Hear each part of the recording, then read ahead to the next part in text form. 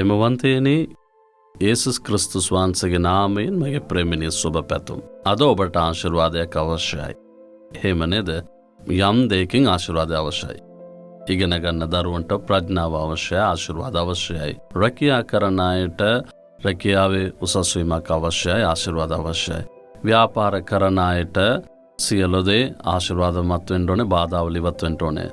පෞල් ජීවිතයේ සිටින අයට සමාදානය, සැනසීම අවශ්‍යයි, අවශ්‍යතාවය සැපෙන්න ඕනේ. සේවය කරන අයට ආත්ම ගැලවීමට එන්න ඕනේ, ආශිර්වාද අවශ්‍යයි. සියලු දෙනාටම ආශිර්වාද අවශ්‍යයි. පුංචි අය වුණත් ලොකු අයටත් ආශිර්වාදය අවශ්‍යයි. වැඩිමල් අයට මහලොන්ට ආශිර්වාදය අවශ්‍යයි.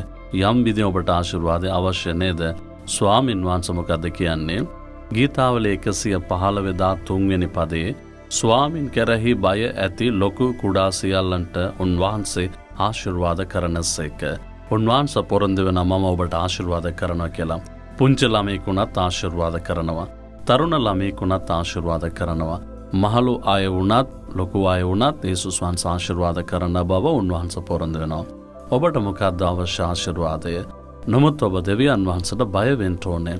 මේ දේව බය අපිට තිබුණා නම් පාපයෙන් අපි ජීවත් වෙනවා. බොහෝ අයට භක්තිය තිබෙනවා.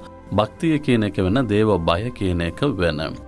සෑම කෙනෙක් තුළම භක්තිය තිබෙනවා. භක්තිවන්තව දෙවියෝ වඳින එක ඒක මදි. මේක විතරක් අපි උන්වහන්සේ සතුටු කරන්නට බෑ. භක්තිය විතරක් මදි. ස්වාමින් වහන්සේ කෙරෙහි බයක් අපිට තිබෙන්නට අවශ්‍යයි. ස්වාමින් වහන්සේ මාව බලනවා, මං කෙරෙහි බලාගෙන සිටිනවා. මගේ සියලු වැරදි උන්වහන්සේ දන්නවා. ඒ නිසා ශුද්ධව මම ජීවත් වෙන්න ඕනේ. ධර්මිෂ්ඨ ලෙස ජීවත් වෙන්න ඕනේ. වැරදි නොකර ජීවත් වෙන්න ඕනේ.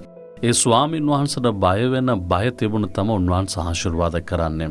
සියලු අපරාධේ කරලා ඇවිල්ලා බොහෝ අය දෙවියෝ වඳිනවා, යාඥා කරනවා.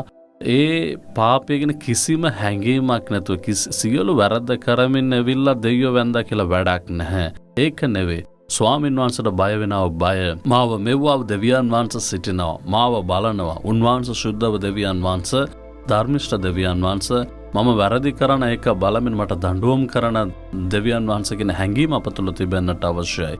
එම බය වෙලා ජීවත් වෙන විට උන්වහන්සේ ආශිර්වාද කරනවලු. පුංචි අය, ලොකු අය, පියාණනි, මම ඔබ වහන්සේට බය වෙලා ජීවත් වෙන්න ඕනේ.